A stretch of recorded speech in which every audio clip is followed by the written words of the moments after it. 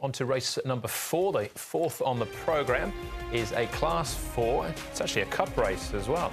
We're over the 1,200 metres here, headed by Charizard, who jumped from barrier 14, a course and distance win in November. Full of Beauty won on debut. Eptowin's run up behind Dancing Fighter. Last time out, Fabulous 8, coming out of that race as well. He finished third. Cool Celeb, just a one-start finish, fifth. Craig Star, fourth on debut. Empire Patch is first up since May. Ezra for Tony Millard, Karis Teaton, fourth on his debut. Happy Alumni and Perfect Pair make their debuts, and Flying Lover, still a maiden after 18 starts. Grant van Neerkerk will get the leg up and jump from barrier 9. Now, as far as the horses that have been on the road are concerned, Empire of Patch has spent some time at Chung Farm in the last 30 days. He returned on the 17th. There's one horse in this race that's had 18 starts. The rest have had 5 or less, so there's potentially a lot of variables in this speed map. Fabulous 8 may find the front with Cool Celeb. Craig Star's drawn well. Full of Beauty, you would expect, would roll forward. He did last start from 4. He's drawn 11 on this occasion. Flying Lover in days gone past was a front runner too.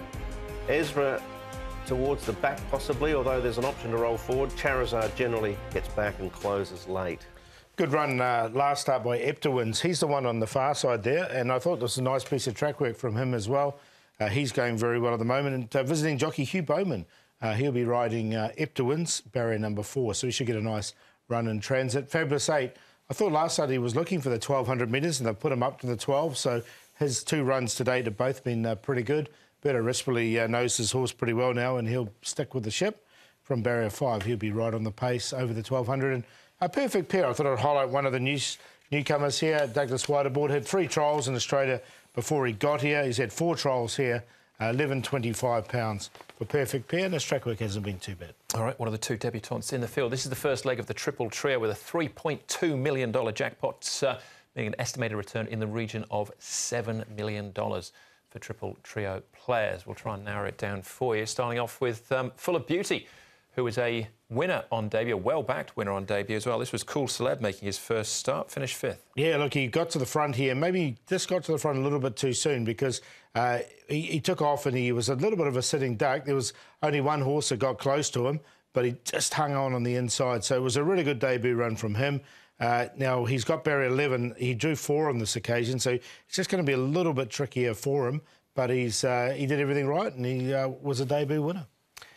Yeah, he's got a really high knee action, but covers the ground well. I think they will roll forward from the 11, and if he improves on that, he'll probably go close. The experience should as well, because he's a little bit keen in the early stages, so hopefully he sails a bit better. He was still good enough to win.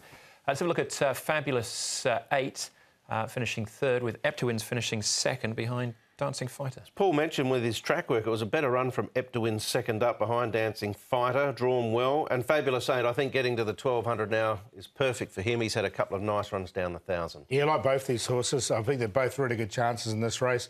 The winner was absolutely tuned up for this, and he won nicely. And you can see these 2 are well clear of anything else. So I thought it wasn't a bad run from both of them. They're both in for me.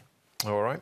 Ezra was pretty good on debut, finishing 4th behind Invincible Missile. He makes his now 2nd start. So we're going to hear on his progress with jockey Karis Teaton. Yes, of course he showed a little bit in the trial. I think first up he was very green. He ran around the turn very green and couldn't get in properly. So I think he must have learned from it, and he felt good in the morning. So I'm pretty happy to go to races with him. He feels like he's of course improved, but I still think there's mentally he need to sort of improve more, get stronger. You know, he's still a young horse, and I think a few more runs will just toughen him up a little bit more. So I see at the moment we have a outside gate. I don't think it's in his favour. Yeah, it's gonna be tough on the outside gate.